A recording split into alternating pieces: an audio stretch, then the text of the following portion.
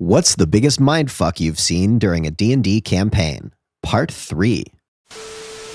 The biggest mindfuck I was involved in was as a player. It wasn't D&D, however. It was an early version of Middle-earth role-playing system, pre-GURPS.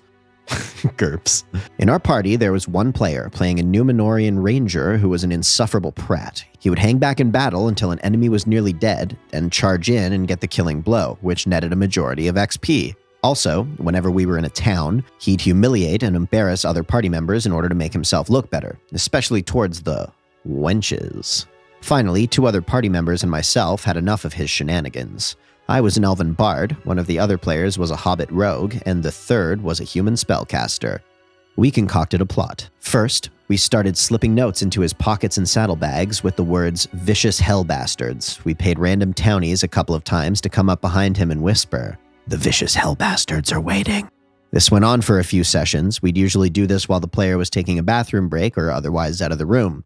Finally, one day, the ranger scouted ahead and discovered some orcs were attempting to set up an ambush. He came back to tell us, then mounted his trained warhorse and charged to the attack. What he didn't know was that the hobbit had picked his pocket previously and replaced his healing potion with a sleeping potion. I had loosened the saddle of his horse, and the caster had readied an invisibility spell, which, as the ranger charged ahead, he cast on the horse while I sang a song to cause him to lose control of the horse. The outcome was hilarious. The horse panicked, the saddle came off, throwing the ranger into the midst of the orcs, and vanished. After taking a couple of hard hits, the ranger drank his healing potion and promptly fell asleep. We killed the orcs, and he got none of the experience. The player bolted out of his chair and screamed at the DM, "Make them tell me who the vicious hell bastards are!" He never found his horse. He did stop acting like a prat, however. There was also this one tournament I was involved in wherein the DM, ahead of time, asked me to help him instill a sense of dread and paranoia within the party to enhance the mood of the adventure. All communication between players and DM was done by passing notes unless the party member in question was giving information to the party. I was a rogue of questionable alignment. All during the game, I kept passing the same note to the DM, who would laugh evilly and pass the note back and roll a die. After a while, the various party members kept watching me, thinking that I was going to betray them or steal from them or something, until finally one of the players pounded the table and demanded, "What the fuck is he up to?" The note I kept passing the DM simply said, "Look at a random player and roll a die." It did the trick. Best magic user strategy for 9th plus level wizard. Transmute stone and dispel magic. As enemies are advancing, turn the floor into mud. They are slowed. Dispel your previous spell. They are stuck and at your mercy. I learned that trick from an ancient prehistoric Judges Guild module wherein a lich did that to my party. We got wiped. Completely. I learned from that mistake. Liches are extremely dangerous. Even more dangerous than a killer rabbit with sharp pointy fangs and a mean streak a mile wide. My DM made my character relive when she had to stab her father to stop him from beating her brother to death. Her brother was bleeding out, and her mother was dying of a sickness, while her father was losing blood by the second. She could only save 2 people. Despite being fully aware of her mother's death, she saved her brother and mother, only for her father, with his dying breath, to tell her that he wanted to drown her when she was a baby. Oh, and then the DM killed her brother in the present, and the cleric turned him into a thrall.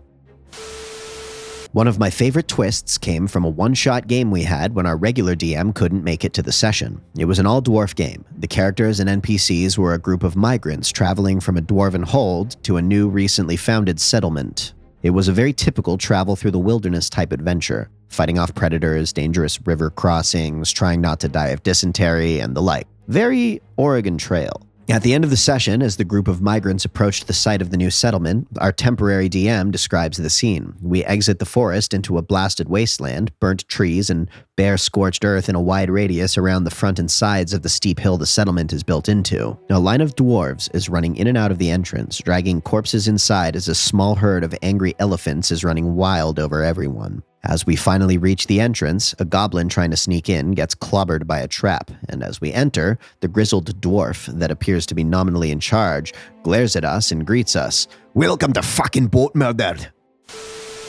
Designed and ran a side story in a Strahd campaign so our DM could take a break. There was a monster attacking the citizens of one of the towns, and the party went hunting. The party happened upon a victim of the monster. a man made of wood who said he is trapped in Barovia by the necromancer who created the monster. So they travel with this woodman, who they decided to name Adam, and confront the necromancer, who is a gnomish were-raven. Former NPCs come and defend the gnome, but the party decides to kill them and save the woodman. Now, reading this, you probably guessed the plot twist already, but the party had no idea with how charismatically I played the woodman. And when the party realized they had unwittingly helped and set free the true monster, a primordial blight from the gnomish druid that was binding it to the forest, the look of shock and horror on the players' faces was glorious. Needless to say, I took control of the main campaign after that.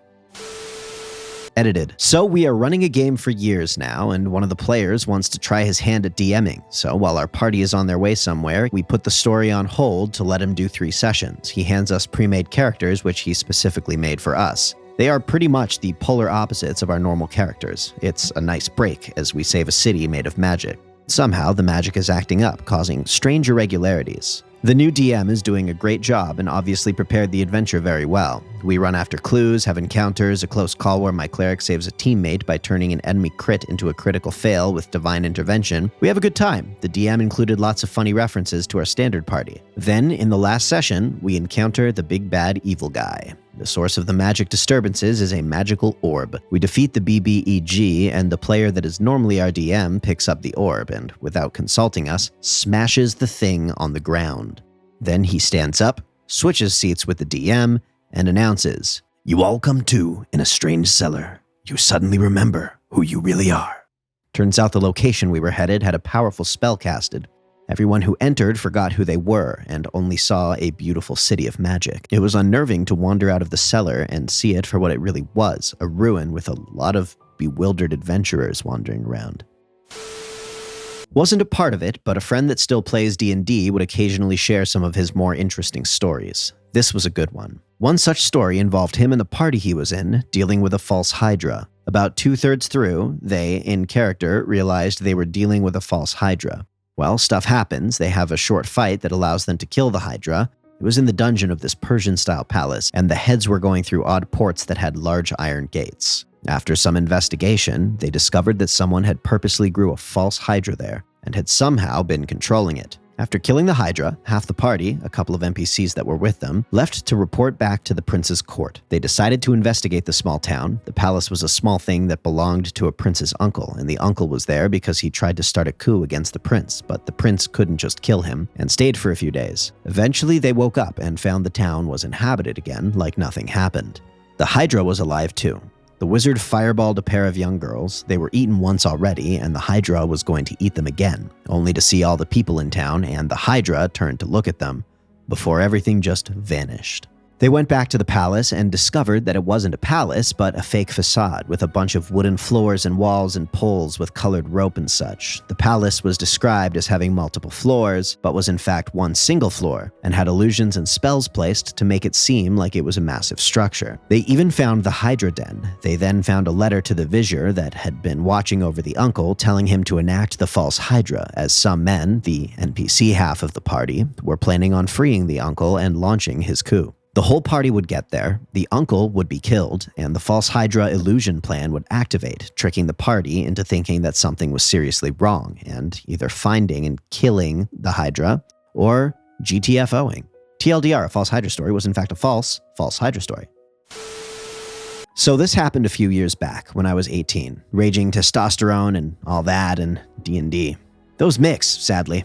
So the GM and I play these games that go nowhere with 2 or 3 buddies of mine, and this happened weekly, Saturdays. I was a barbarian that used blunt objects, carved like his goddess's tits, yelling, "Die by holy mountains!" or "Bosoms!" This not only got on the nerves of the GM, but the other guy and 2 girls I played with. So they got together behind my back and made a quest specifically for me and my goddess. I was ecstatic in my ignorance of what they had planned, so 5 Saturdays later, 5 10-hour-long chapters of beating to death monsters and contenders for my goddess's favor. And when I was just about to roll my luck stat, because why not, there wasn't anything wrong with that, so I rolled a 1.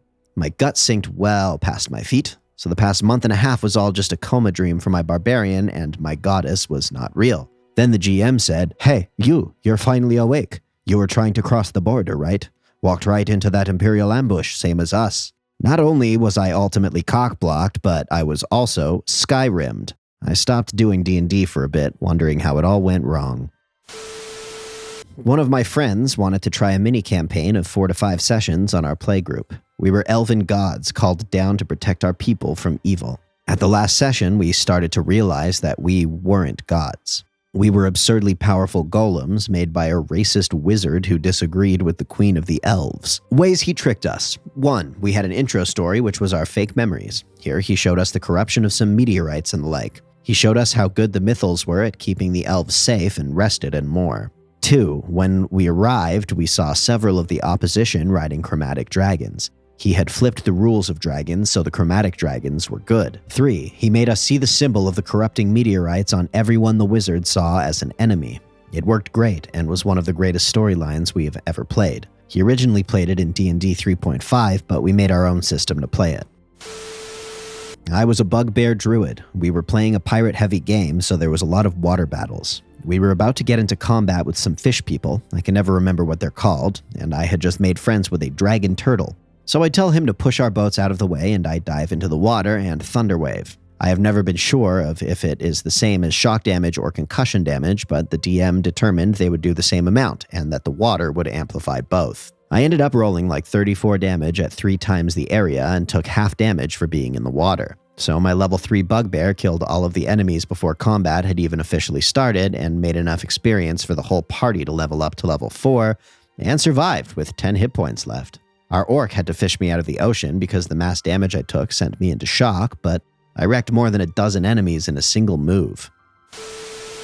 Hello, my fresh-baked, delectable, delicate little red bean and egg tarts. Thank you for attuning your internet boxes to revel in the sheer ecstasy and wonder of the world of Dungeons & Dragons with us.